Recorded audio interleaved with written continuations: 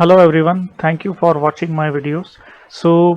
In last few videos I have talked about fuzzing using AFL on Linux, and in last video I have covered another fuzzer called Honk Fuzz. So for that we have created a very simple application which parses our imaginary image file, and it follows a structure over here. So what I have done is that I have used Visual Studio, and I have created a new Visual Studio project. So we will use the same vulnerable C program, and we will compile it using Visual Studio, and we will fuzz it using WinAFL. So there are many people they wanted to know about WinAFL. How do we fuzz a simple program using WinAFL? How do we get started using WinAFL? Because AFL on Linux is pretty simple. You just need to install it using make command, and you have to do make install, and it gives you AFL GCC, or it gives you AFL CLang, which you can use to compile the source code. So on Linux system you get the source code of your program, so that makes it very easy to instrument, and that actually makes it very easy to fuzz using any of the available fuzzer. But in case of Windows, the situation is a bit different, because as you know, in Windows you don't have the source code of the program you want to fuzz. For example, you want to fuzz Windows GDI, or you want to fuzz any of the Windows component like LNK file, link file, or bitmap, or EMF, or WMF, or anything whichever you want to fuzz on Windows. You don't have the source code. What you have is actually you have set of DLL which you can actually go through, and you don't have any kind of code for that. So fuzzing on Windows platform is a bit different, because you don't have the code. And so for that, what WinAFL does is, basically WinAFL is a Windows port of AFL with some changes. So what are the changes in that? So now, as you know, that in Windows we don't have any kind of source code. So what WinAFL does is, it depends on a instrumentation library which is called Dynamo Rio, and it uses that instrumentation library to perform runtime instrumentation. So in Linux, AFL, what it does is, it uses compile time instrumentation, but in case of Windows we use it runtime instrumentation. And so for that, it is required that you have Dynamo Rio installed on your system if you want to fuzz it using WinAFL, and you need to give the paths. So WinAFL actually takes a lot of command line parameters, and that's where most of the new guys, or new people who are starting their fuzzing on Windows get confused. So in this video I'm going to show you first how do we install and configure WinAFL, then how do we install and configure Dynamo Rio, and how do we check that everything is working fine. And after that, we will use our this sample C program which I have shown you in my previous video. It is the same code as you can see over here. So it follows the same structure. There is an imaginary image file. The header size is 4 bytes, that is of type character. Then we have integer width, integer height, data which is of 10 bytes. Then there is a process image function, as we have seen. So I have made some slight changes over here. So in Linux it was a character pointer, but for Windows I have changed it to T character pointer, and I have added a function over here that is declare space no inline. So this is another one of the common reason when you try to fuzz using WinAFL. What happens is that if your function is inline, then it won't get over here, and we will not see any output. So whenever you want to fuzz on Windows with WinAFL, make sure that the function which you want to fuzz, you use this define, which is declare space no inline. So what it will do is, it will make sure that a function which you want to fuzz doesn't get inlined, and so you need to give the offset over here. And so since it's a runtime instrumentation, what happens is that you cannot keep starting your program each time you want to fuzz, so because that is very costly, right? It will take a lot of time. So what WinAFL does, it uses a in-memory fuzzing. So basically what in-memory fuzzing is that WinAFL expects you to give a function which is responsible to parse your file and it will basically hook that function.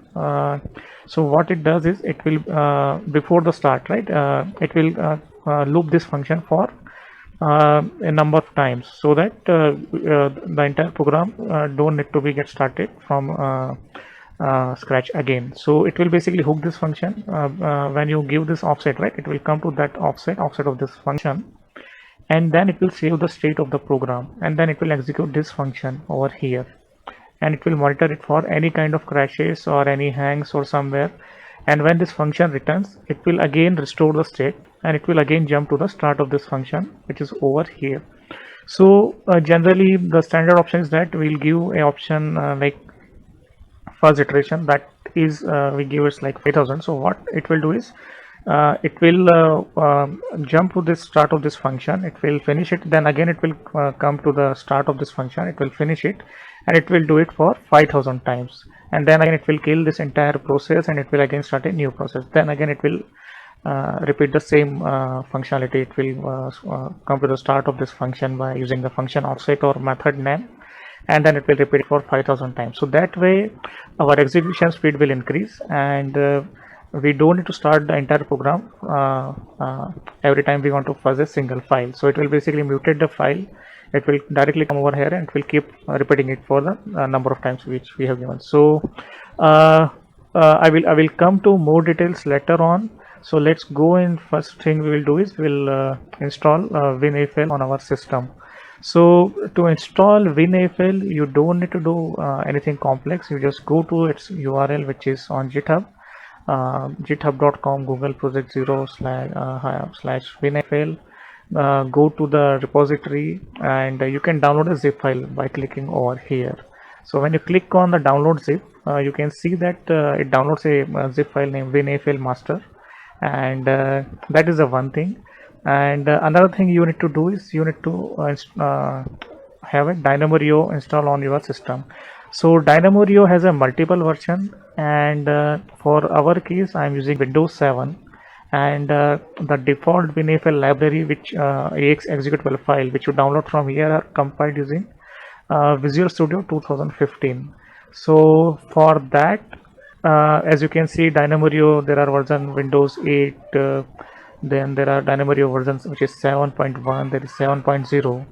So for Windows 7 we need DynamoRio Windows 7 version. Windows 8 and onwards are for Windows 10, because there are some issue with the Windows 10 where this older version of DynamoRio doesn't work, and so you won't be able to fuzz using WinAFL over here. So since I'm using Windows 7, I will suggest you to, if you are following my tutorial, I will suggest you to use Windows 7 VM, and later on, once you have some experience, you can try experimenting with different version.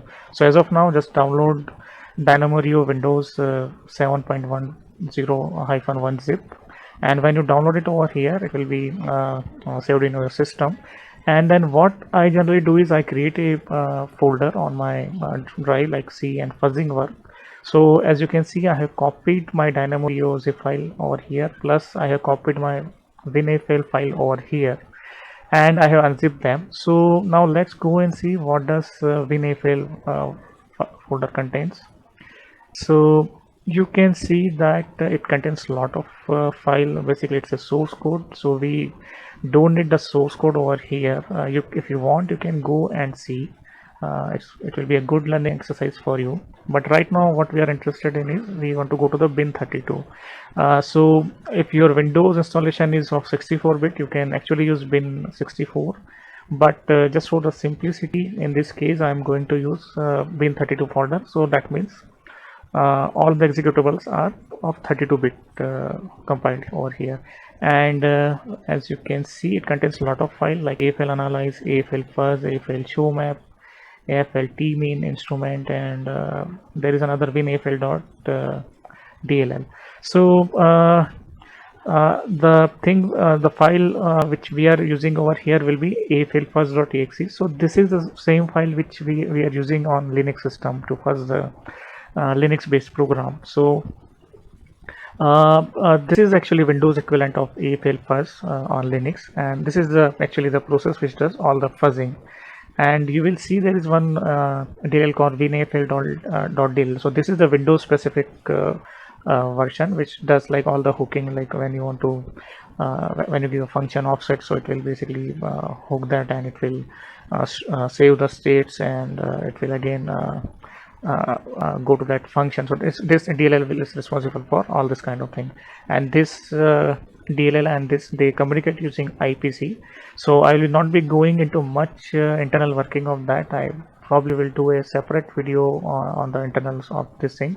And if you want, there are a lot of resources available on the internet for that. So if you want, you can search how does WinAFL or AFL works, and you can read that. There is also a lot of documentation for AFL, so you can go through that. And so so as I've shown you that we only thing we are concerned here is the files in bin32, and that too is AFL first.exe as of now. There may be another file which we will be using in future, but right now we'll focus on that. And so let's go and see what kind of files are there in DynamoRio.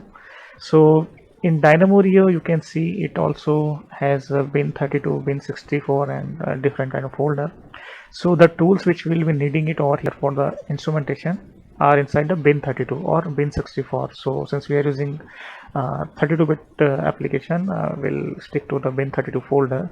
And here, if you can see, there is a file named drrun.exe, which is over here.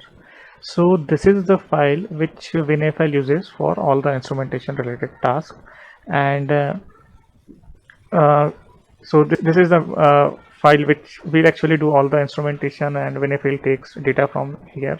So all the basic blocks and age coverage and all will WinAFL uses this program to figure that out.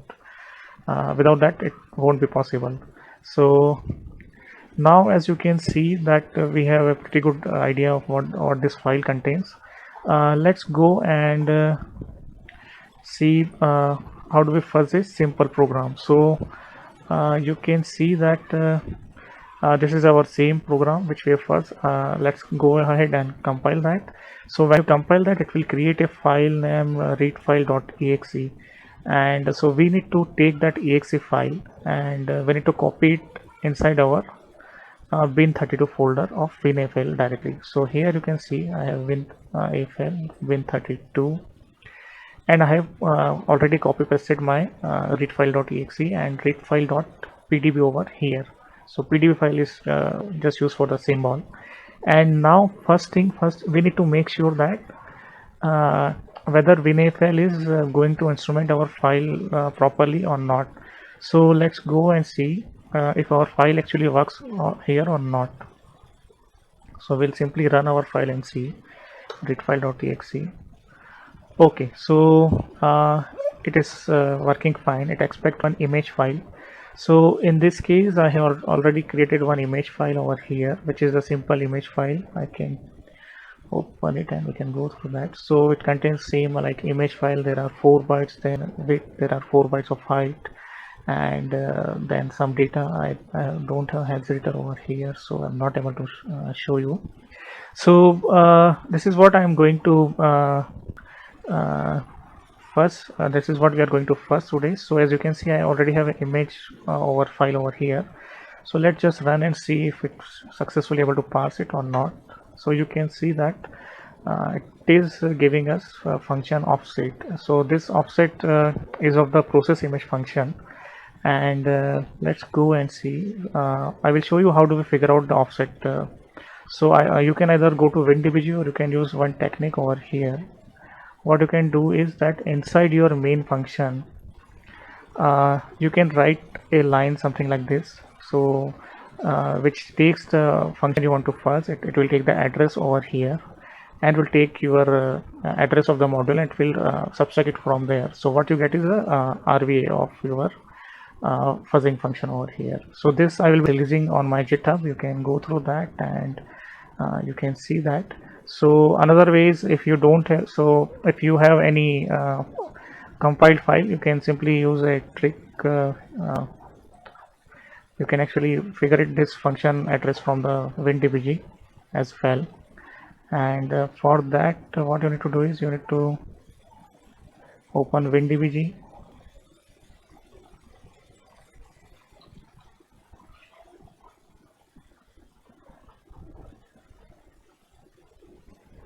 and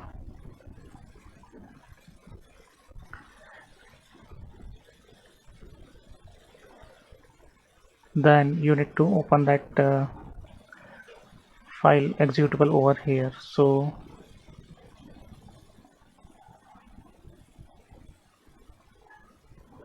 for some reason my system has become very slow, so let's open readfile.exe. Okay, and since we want to figure out the offset of the function process image, so this is the function which we want to fuzz. And why is that? As you can see in our C code, there is a main function which takes a file name as an argument, and then it calls this process image function, which is responsible for processing all the files.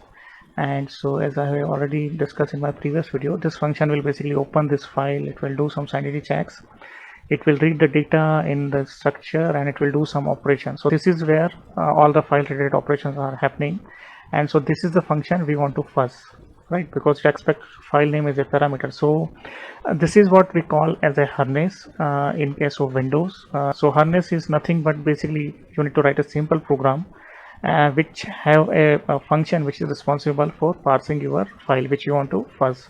So for example, if I want to fuzz some media file, say EMF or WMF, then what I will do is I will write a function like process EMF file or process WMF file, and then inside that function I will use some API, some Windows API which I want to fuzz. Say if that API inside GDI32.dll, then I will call those function over here, and I will give this file name, and then those DLL will process the function over here. So then we need to give coverage module name is GDI32.dll. So I will be discussing that in detail over here. So right now let's go and figure out the offset of the function. So what you can do is you can use a simple command, that is x and followed by read file and process image. So as you can see, it gives us the offset over here, that is 10A0, and this is the offset which we'll be using to fuzz. So WinAFL will expect a series of commands, and if you see the structure of the file, it should be something like this over here. So when you want to run AFL fuzz, in case of Linux it was very simple. You simply need to give AFL fuzz, then you have to give I input file, and you have to give O, that is output file, and sometimes you can give T, that is timeout, and that was enough. But in case of Windows, since we are using dynamic instrumentation, so we need to give one extra option, that is D. So here you need to give DynamoRio bin32 path. So if you are using 32-bit, then you need to give the full path of this DynamoRio bin32 directory. If you are using 62 bits or 64 bits, then you need to give full path of your bin64 directory in DynamoRio path, and then hyphen, and then you need to give the coverage related option. So these are the options which are different from Linux. You don't need to use this option in Linux because that uses compile time instrumentation. But in this case, in Windows, we are using the runtime instrumentation. So DynamoRio expect that which is the coverage module, which is the DLL which I should process coverage related data, because Windows program can have a lot of DLL, and if you want to go and instrument each and every file, then that will be too much performance intensive and fuzzing will not be possible. So in this case we basically focus on a actual DLL file or actual file which contains the vulnerable function or the function which we want to fuzz. So in case of our readfile.exe, over here we'll give coverage module hyphen coverage module as readfile.exe, because this is the file which contain our processing code over here, right? Here it is reading all the width and height, and this is where it is doing all kind of operations. So this is the function, this is the DLL name, this is the coverage module. Coverage module in our case is same, but suppose if you want to fuzz some Windows related DLL, that say GDI32.dll. So you can give here is the coverage module is GDI32.dll, and then you need to give target module. So target module is the module which will contains which will call this DLL, or the module which you want to fuzz, which contains the function. So in our case, coverage module and target module will be same, but in case of GDI32.dll, what you will do is you will write one simple harness program like this, and in that program you will install GDI. In that program you will call GDI32 lib over here, and in your function, the function which you want to first, you will call GDI32.dll function over here. So in that case, what change you need to do is your coverage module will be GDI32.dll, but your target module will be the name of the executable over here. So in this case it will be the read file.exe. If you name it like say first GDI.exe, it will be first GDI.exe. so this is the difference between coverage module and target module, right? Target module will be the executable file which you will be calling which will be calling all the DLL inside that. And then there is a target offset. So this is the actually, this can be either target offset or it can be either target method if your symbol file available. So in case of target offset, this will be the offset of the function over here which you want to fuzz. So in our case, that is readfile.exe. what we will give is we'll give offset of this function over here, that is process image. And how do we figure that out? I have shown you over here using WinDBG, right? And go to open that file, read file inside WinDBG, and use this command, that is x read file and explanation mark and process image. So that will give you the offset over here. Now you need to subtract it from the base of this file. So the base, if you notice over here, that will be 00B6 and 0000. So that will be the base, and so the relative offset for that will be 10A0. So this is what we'll be giving over here, that is 10A0 over here.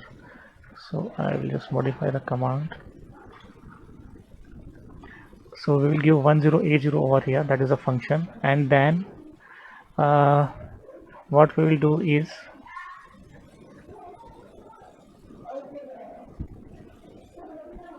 okay, and after this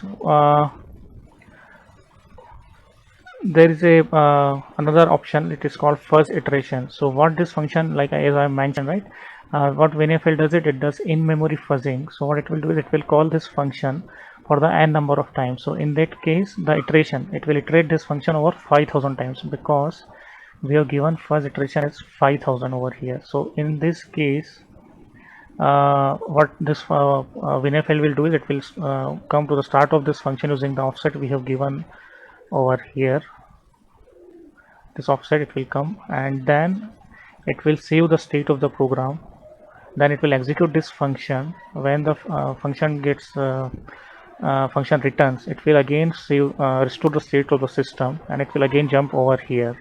So this will be continued for 5000 times, and after 5000 times this entire process will get killed and a new process will launch, and the same process will be remitted. Then there is another option which is called call convention, and in this case I have given it as a this call. So when you compile your program using Visual Studio, you can actually give this, you can specify this calling convention. This is basically the convention in which Windows saves your function arguments and all. So you can figure this out while compiling the program. And then there is an argument, so that is the number of argument your function expects. So in this case it will be 2. And then there is a coverage type. So coverage type, there are two types of coverage. One is block based coverage and another one is age based coverage. So block and age I will cover in future video, or you can take it up as an exercise for yourself to figure out what is a block coverage and what is a age coverage. That I think it's better if you go ahead and read yourself, or I will cover it in next video. And then the option is -- read file.exe and @runtime. So this is the command line.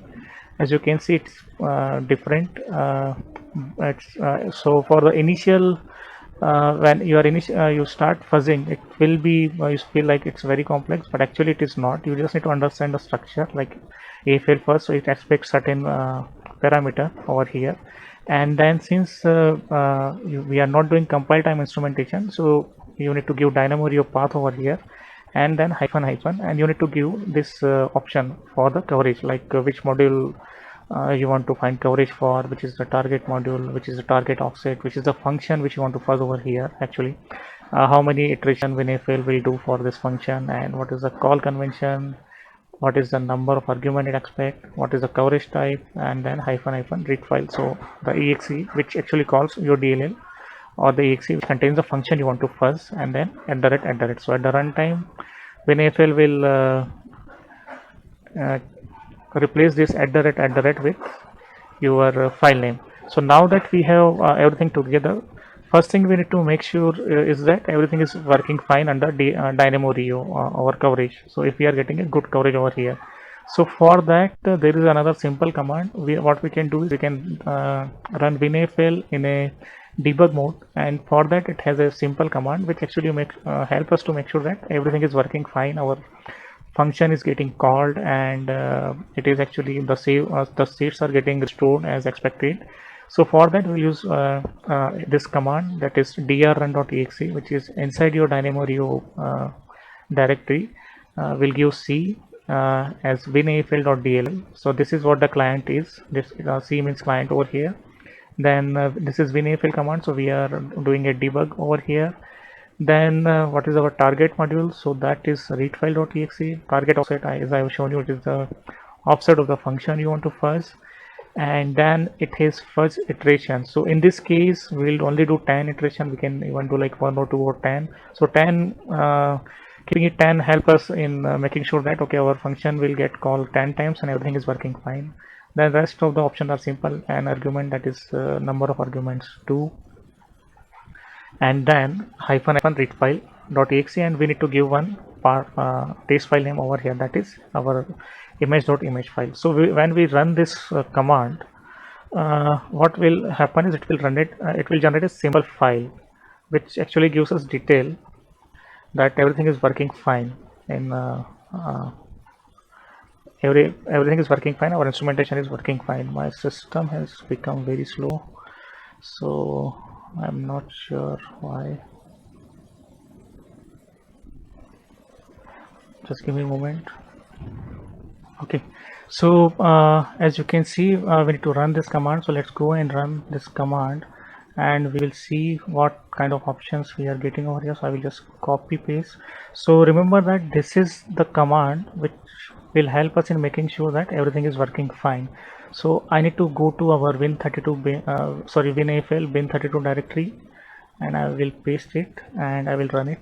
So as you can see that it has executed our readfile.exe file for 10 times, and then if you check in your bin32 directory under WinFL, you can see that it created one file over here, 351. Okay, it's over here. So let's open and see what does this file contains. So you can see that it gives you a lot of detail like module loaded, readfile.exe, then Dynamo Rio drref, winafl.dll. So it is giving you the list of the module which it loaded, and then you can see over here in pre-fuzz handler, and then it says open file reading image.image file, then post fuzz handler.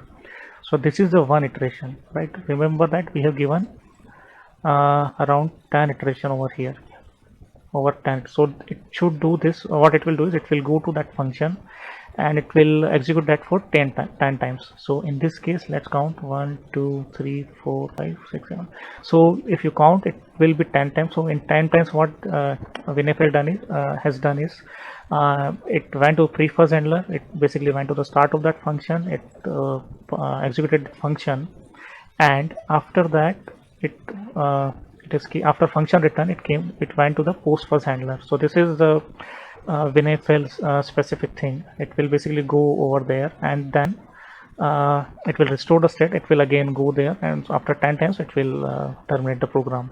And you can see there is something called coverage map over here. So I'm not going to explain it right now because it will be too much technical for you. So I will cover it sometime later, or you can read about that. So let's go. So what does it say? It means that our instrumentation is working perfectly fine, and if there was if any error, it should have come over this file. So this is just for the testing. So before you start fuzzing any software, make sure you do this. Now there are certain options like you can check the coverage using IDA Lighthouse plugin as well. So that I will show you in the later videos. Right now, just to keep things simple, we'll just use this. And now it's time to go ahead and start fuzzing. So let's go and run our fuzzing command. That is, the command follows this syntax, right, as I have shown you here. This is the command. So let's copy paste and run it and see what happens. So since everything is working fine over here, we'll run our command and you can see some message started coming. And I think I had not given correct offset for over here. That's 100. Okay, it should be working fine now. So let's wait for some time and see what happens. So you can see it started finding crashes, right? So there are two unique crashes. Sorry, my VM is very slow for some reason. So it is. So what you are seeing, it's like screen are getting refreshed over here, and you can see the unique crashes are increasing. So we will wait for some time, and as I have already mentioned you the different status over here, right? The now trying Havoc. So the strategy it is using is Havoc, which means that it will do all kind of random operation. The total crashes are 14, out of which we are getting 3 unique crashes, and levels 2, finding 3, finding favorite R1. These are all the path related stuff. You can actually go to the AFL readme or AFL documentation to read about that. The speed we are getting is very slow because right now my system is, I don't know what issues it's having, but it's very slow for me as well. Even my mouse pointer is having issues. So yeah, so right now let's wait for some time and let it fuzz, and we will see what kind of crashes we are getting over here. So let's wait for a few seconds at least and see if we get any new crashes. And then after this I'm going to show you the output directory structure and how do we analyze crashes using Visual Studio. So since we have the source code for readfile.exe, I'm going to debug it using Visual Studio, and later on in another video I will use WinDBG to do root cause analysis. So we'll assume that we don't have source code, and then we'll see all the vulnerabilities over there. So let's wait. I think I should cancel this now. Okay, there is one more crash, so this is sufficient for us, and so I'm going to cancel that, and just press Ctrl C, and that's it. So now we'll go and see what kind of crashes are we getting over here. So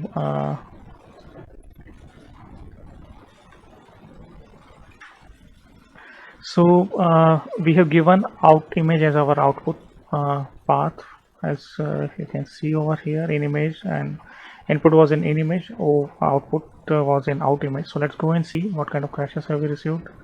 So you can see it contains a lot of folder as well, and few of them are specific to Windows, that is TR cache and PT modules.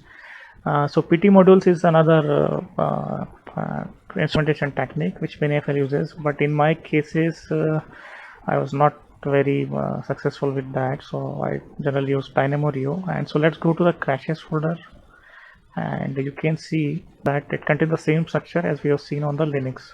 So only change you will see is that the file name is different. It uses very simple file name, that is ID00, ID1, and so you don't get much info on what strategy it has used which caused the crash, or what was the operation which has caused the crash. So if you want, you can go ahead, read the WinAFL source code, and you can modify that. I have actually done that myself, but I will cover that in separate videos. I will probably release my build later on. So that actually gives you Linux type file names and the actual code like access violation or heap corruption or everything it will give over here. But just to make things simple, okay, we'll just analyze this crashes. You can see that it even has readme.exe file, that is like what we have seen on the Linux system, so that is fine. And let's copy this crashes and we will analyze it uh, with Visual Studio. So I will just open that crashes in Visual Studio and we will see.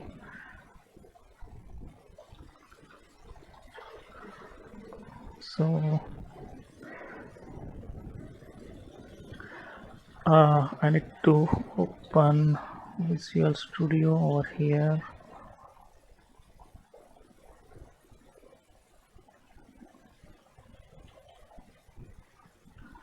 And I'm going to close this VM because it has become very slow for me. So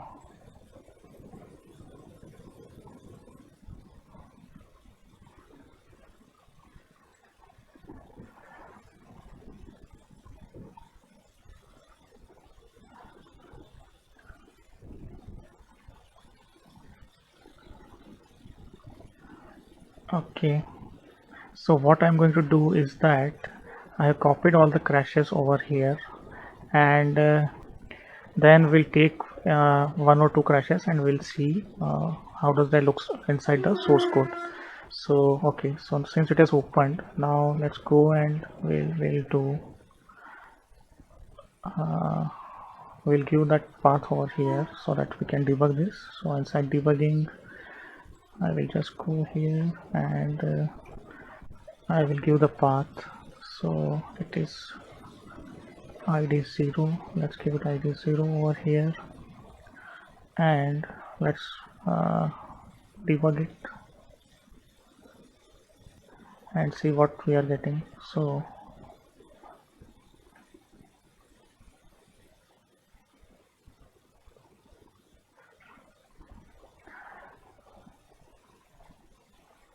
let it gets compiled and then we'll see.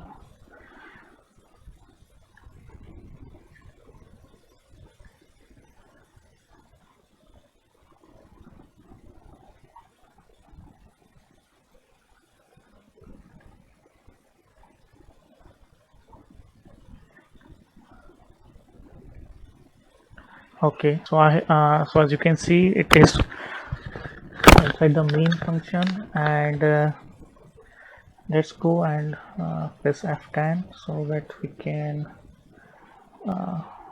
restore this process image function. We'll do F11 so that we can trace out. So, okay, now we are inside process image function and let's see what it is doing. So our file name, as you can see, is id0. The path I've given over here is opening the file, then it is reading the file over here, it is printing the data. So you can see over here, this is the header, that is imgg, width is this much, height is this much.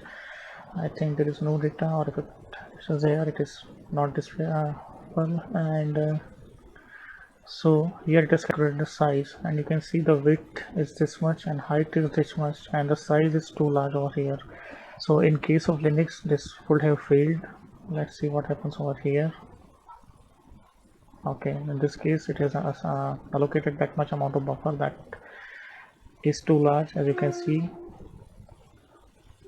and then it is doing some mem copy. It should work perfectly fine.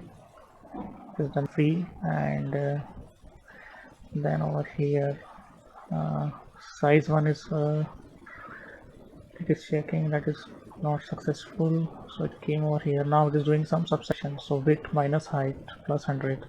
So size 2 is again a very big number. It is doing a malloc over here. Okay, that is fine. Then there is a divide by 0, it won't be working. So now another check is over here, that is buffer 4 size 3. So size 3, as you can see, is only 3 bytes, right?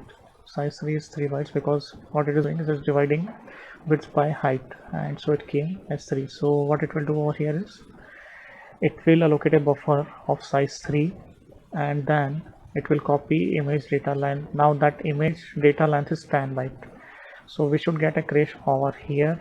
Let's see. Yes, it is. So you are copying a 10 bytes data to a 3 bytes buffer, and that is causing a access violation writing over here. So the error code is C000005 over here. So that is a valid crash we found, and that is a good thing.